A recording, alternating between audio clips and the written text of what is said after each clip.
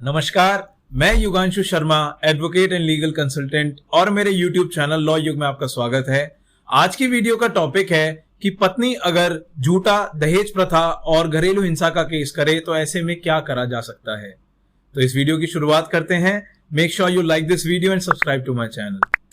तो देखिए, सबसे पहले ये समझना जरूरी है कि दहेज प्रथा और घरेलू हिंसा का केस आईपीसी में कहां डिफाइंड है। तो सेक्शन 498A इसको पनिशेबल ऑफेंस बनाता है, जिसकी सजा 3 साल और फाइन है। तो सबसे पहले हम समझते हैं इस सेक्शन में लिखा क्या है। 498A, हस्बैंड और relative of husband of a woman subjecting her to cruelty, whoever being the husband or the relative of the husband of a woman subject such women to cruelty shall be punished with imprisonment for a term which may extend to 3 years and shall also be liable to fine.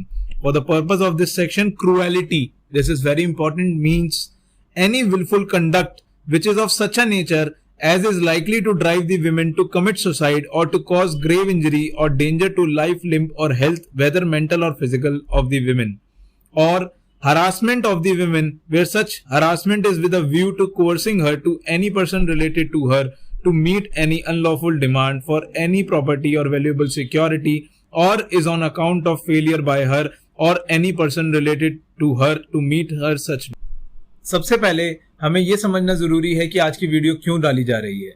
देखिए, national crime record bureau ने एक काफी सालों से reports बनाई हैं जिसमें 30% of the offences are with respect to section 498A, but subsequently whenever the trial happens the conviction rate is less than 12%। इसका मतलब जितने भी और बाकी के केस हैं उसमें बेवजह हस्बैंड और रिलेटिव्स ऑफ द हस्बैंड को बेवजह घसीटा जाता है, सालों साल प्रताड़ना झेलनी पड़ती है और इस पे कोई स्पेसिफिक कानून नहीं है। तो इसका बचाव करना बहुत जरूरी है। Secondly, Sushil Kumar Sharma versus union of India में 2005 सुप्रीम कोर्ट ने एक बहुत बड़ी बात कही थी, जिसमें उन्होंने कहा था section 498A is the legal terrorism, मतलब ये एक कानूनी आतंकवाद है जिसका बहुत ही खुला मिसयूज हो रहा है। In fact on 25 August 2010 central government ने पुलिस अथॉरिटीज को एक लेटर लिखा था जिसमें उन्होंने डायरेक्शंस दी थी, जिसमें उन्होंने वार्न किया था पुलिस अथॉरिटीज को regarding the misuse of this section.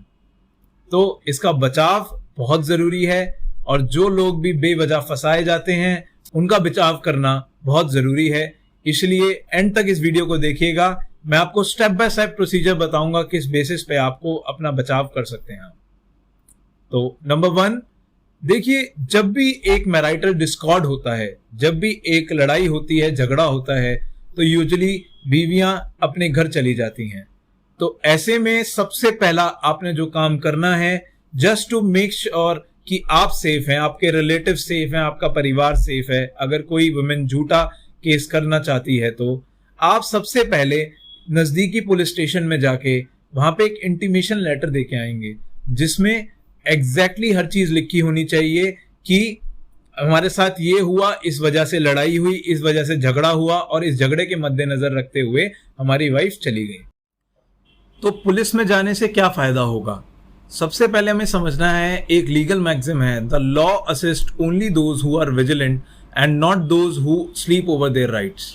इसका मतलब है कि जो विजिलेंट है, जिसने पहले ही पुलिस को इत्तला कर दी कि मेरे साथ ऐसी सिचुएशन हुई है, एक मैरिटल डिस्कॉर्ड है, एक लड़ाई है, एक झगड़ा है जिसमें कुछ भी ऑफेंस नहीं हुआ है, मैं सिर्फ एक इंटीमेशन करना चाहता हूं पुलिस को कि ऐसा हुआ है, इससे बहुत बचाव होता है। केस स्ट्रांग पड़ता है हमारी साइड से और उनकी साइड से वीक पड़ता है। दूसरी चीज, ऑनरेबल सुप्रीम कोर्ट ने भी इस चीज का संज्ञान लेते हुए Arnesh Kumar versus state of Bihar में कैटेगोरिकली ये मेंशन किया था कि women are using section 498A not as a shield but as a weapon. जिससे क्या होता है, हस्बैंड तो हस्बैंड घसीटा जाता ही है, उसके साथ उसके जितने रिलेटिव्स होते हैं उनको भी पुलिस केस में फंसाने की साजिश रची जाती है। इसका बचाव क्या हो सकता है? इसका बचाव ऑनरेबल सुप्रीम कोर्ट ने खुद जजमेंट्स में दिया है कि एक तो सबसे पहले पुलिस को डायरेक्शंस हैं कि पुलिस ऐसे ही अरेस्ट नहीं कर सकती। Although Section 498A is a cognizable, non-bailable and non-compoundable offence, police cannot arrest by its own motion or automatically. तो ये इस चीज में बहुत बड़ा बचाव आया है। सेकंड, अगर पुलिस आपको बुलाती है या फिर आपके रिलेटिव्स को बुलाती है, देखिए अगर सेक्शन 41A का नोटिस आ जाता है, इसका मतलब पुलिस आपको अरेस्ट नहीं करना चाहती और आपको थाने बुलाना चाहती फॉर आपका बयान, ठीक है। तो इसीलिए जब आपको पुलिस बुलाए आप बिल्कुल जाएं, आप अपना केस बिल्कुल विस्तार पूर्वक उनको समझाएं, आप उन्हें एक एक चीज बताएं, क्योंकि ये बहुत जरूरी है। क्योंकि इन्वेस्टिगेशन पार्ट अगर आपका स्ट्रांग है तो चार्जशीट नहीं होगी, क्लोजर रिपोर्ट होगी। बहुत इंपॉर्टेंट है ये। तो पुलिस का बिल्कुल साथ दें। अगर पुलिस मनमानी करती है या पुलिस गलत एक्शन लेती है तो आपके पास पूरा अधिकार है इससे सुपीरियर अथॉरिटीज को अप्रोच करने में। जैसे आप अपनी कंप्लेंट डाल सकते हैं कमिश्नर ऑफ पुलिस को, even to the home ministry अगर कोई सीनियर सिटीजन इन्वॉल्व है। तीसरा, कभी भी कोर्ट में चाहे वो कोई सी भी पेटिशंस हो जिसमें एक कह सकते हैं कि पैकेज प्रोसीडिंग्स फाइल हो जाती हैं against the husband and relatives, किसी भी केस में आपको ये नहीं कहना है, हस्बैंड को ये नहीं कहना है कि मैं अपनी बीवी को अपने साथ घर ले जाना नहीं चाहता। देखिए इसके पीछे बहुत ही सिंपल रीजन है। अगर आप पहले से ही डिसरिगार्ड दिखाएंगे, पहले से ही आप डिस्कम्फर्ट दिखाएंगे, तो ये लगेगा, ये साबित हो, चाहे आपने किया हो चाहे ना किया हो, पर ये लगेगा कि ऑफेंस आपने जरूर किया है, क्योंकि एक जुडिशियल माइंड में भी एक परसेप्शन बैठ जाता है। तो इसका बहुत ध्यान रखना है। फोर्थ, किसी भी डोमेस्टिक वायलेंस केस जो आपके अगेंस्ट फाइल होता है उसमें आपके पास सेक्शन 25 सब क्लॉज 2 की रेमेडी है। मतलब अगर कोई भी ऑर्डर जो protection of women against domestic violence act में पास हुआ हो, आप उसके अगेंस्ट एक अपील डाल सकते हैं, appeal against that order due to the change of circumstances. तो चौथा, अगर कोई भी ऑर्डर पास किया जाता है उसमें एक एप्रोप्रिएट डिफेंस लेना, एक ऑर्डर को चैलेंज करना बहुत महत्वपूर्ण है। फिफ्थ, देखिए ज्यादातर केसों में क्या होता है, किसी ने मेंटेनेंस की एप्लीकेशन डाल दी, किसी कोर्ट में डोमेस्टिक वायलेंस का केस डाल दिया, किसी कोर्ट में डाउरी प्रोहिबिशन का एक्ट डाल दिया और साथ साथ पुलिस स्टेशन में एक कंप्लेंट डाल देते हैं। तो ये काफी सारे केसेस हो जाते हैं और डिफरेंट डेट्स पे डिफरेंट कोर्ट्स में आपको जाना पड़ता है। तो you can take the proper legal recourse. CJM को या डिस्ट्रिक्ट जज को आप एक एप्लीकेशन मूव कर सकते हैं जिसमें आप क्लब टुगेदर करा सकते हैं केसेस को, जिससे कि एक ही केस एक ही तारीख पड़ेगी और ये सारे केसेस उसी में डेल्ट करे जाएंगे, जिससे आपकी एक अननेसेसरी हरासमेंट बार बार कोर्ट्स जाने में बच सकती है।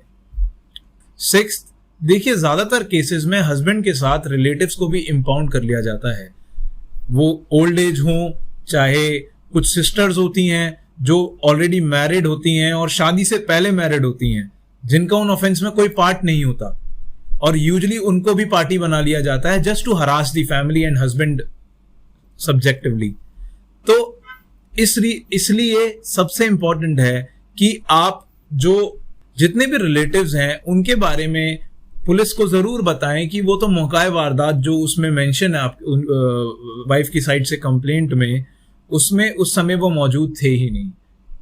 इससे बहुत फायदा होता है, क्योंकि यूजुअली इन्वेस्टिगेशन प्रोसीजर के बाद जब भी चार्जशीट फाइल होती है तो जितने भी और लोग इंपाउंडेड होते हैं उनके नाम पे चार्जशीट फाइल नहीं होती और उनका बचाव हो जाता है। सेवेंथ, बहुत से केसेस में जैसे डोमेस्टिक वायलेंस के केसेस में या डाउरी प्रोहिबिशन एक्ट में काफी ज्यादा मेंशन करा जाता है कि हमने शादी में इतना खर्चा किया, हमने इतना सामान दिया, इतना दहेज मांगा गया, हमें प्रताड़ित किया गया, इतना सामान दिया गया, ये लिस्ट दे दी जाती है। स्त्रीधन को छोड़कर जितनी भी लिस्ट दे दी जाती है आप उसके अगेंस्ट भी एक्शन ले सकते हैं। देखिए ये बहुत ही जेन्युइन लीगल रिकोर्स है।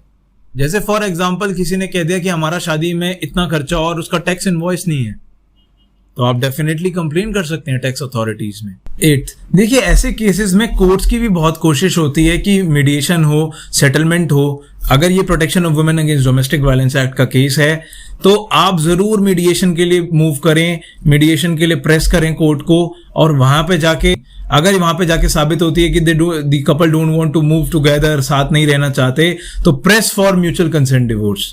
Because this is the best way. आपका सेटलमेंट होता है एंड ये केसेस वापस होते हैं, डिवोर्स लेके आगे मूव हेड कर सकते हैं। अगर आपको मेरी वीडियो पसंद आई हो तो make sure you like this video and subscribe to my channel.